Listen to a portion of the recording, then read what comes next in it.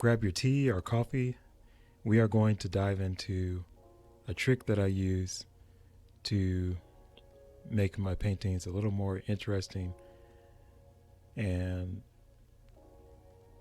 just more colorful if I want it to look colorful, or if I want to just bring some colors out in certain areas. So we're going to dive into that. Remember to go to cubebrush.co and gumroad.com, where you can get custom brushes for painting in the acrylic style or oil style, and for sketching as well. You want some sketching brushes, you can get them there. So they're all custom brushes and they're very useful. So I encourage you to explore those. So let's dive right into this. Here's a painting that I've done that I did a while back, and as you can see, I did some there's a little bit of color in areas to make it a little more interesting and eye-catching. The colors and everything are not as vibrant, so there's a tool you can use. Well, tools you can use. One is this little button down here, the circle. You can go in here to all these filters and different tools where you can change the lighting, the shaded areas. You can adjust the overall exposure. Here's the vibrant button. Let's click on that, and what you'll see here is a tool. And there's two sliders. There's the saturation and the vibrancy slider. Now you can move that and make it more vibrant, and you can see the colors start to pop out. There's also the saturation tool, and you could double click on the word above the slider to bring it back to its original settings. You can do that with all of those tools, where you can just double click. So the saturation, you can also click and hold on the saturation word, and you see those two arrows. You can slide back and forth. But I'm going to click on the arrow right here and slide it. You can make things more saturating. Let's see. There we go. And see the colors pop out, as you can see. Now, I'm going to bring that back. Okay. We can also we're going back here and use the filter. If you wanted an overlay of a certain color, you can adjust the density, and you can you can use preserve luminosity. That's preserving the darks and lights in your photo or painting. I love using the photo. These are all tools that are used for photos, but these are also very useful in the final stages of your paintings. If you want to adjust certain things, adjust the colors and the darkness and the shading, if you want to. You can click on this color box here, and in the color picker window, you can choose the colors that you want to, or mood that you're going for this painting or photo. And you can turn the density up, and you can see that. And there's this other tool. You can do levels. I'm gonna turn this filter off, or just throw it out completely. Go to delete the adjustment layer, and just say yes. Okay. And we can go in here. We can do hue saturation. We can do color balance. We can do levels. I do use levels sometimes if I want to.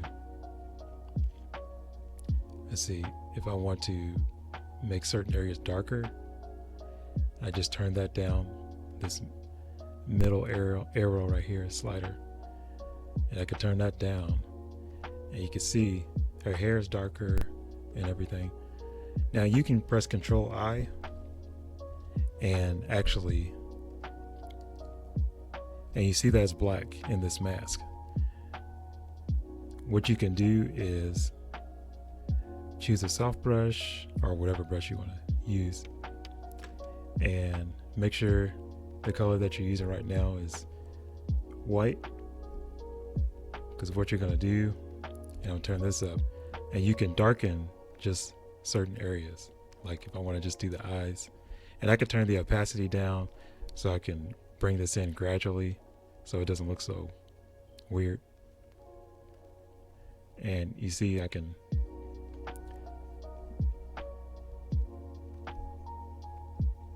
darken some areas right here.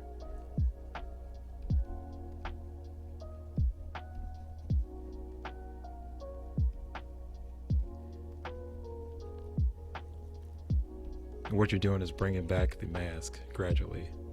And I can get the armpit right here, right there.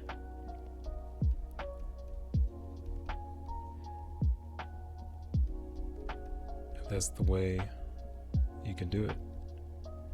And darken the lips a little bit. And I use a soft brush because the hard brush will make it look weird. And I don't want sharp areas when I use this mask. So that's one way. And I'm gonna delete this mask. I clicked on it, dragged it down to the trash bin. Let's see, let's go to hue saturation. I use this sometimes, like the brightness, I can turn that down and up, but I use saturation to bring some colors in. Now you could do the same thing. You see the mask over here. You can press Control I and make sure you have white, and you have a soft brush, and you can go in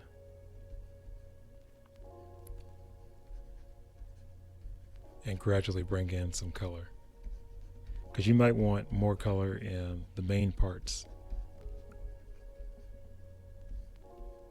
and leave the peripheral parts a little more dull and faded.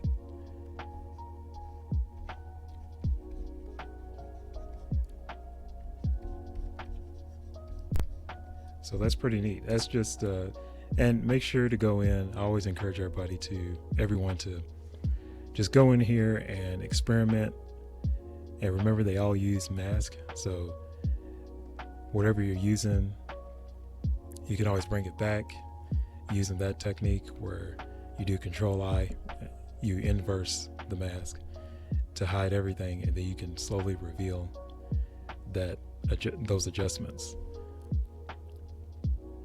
So yeah, just make sure and explore all the curves. That's brightness. I can do Control I and then bring it back in. See, there's a lot of cool tricks you can use, and you can lighten some areas if necessary, if you want to. So it's a lot of cool stuff. So just check it out. That's all we're going to do for this particular video. We're going to do some more references and everything. So hope you had a good time. Remember to like, subscribe, and ring the notification bell. Also check out my pages, and also just explore all these photo tools at the end of your paintings to see what you can enhance and what you can do. So I'll see you guys next time.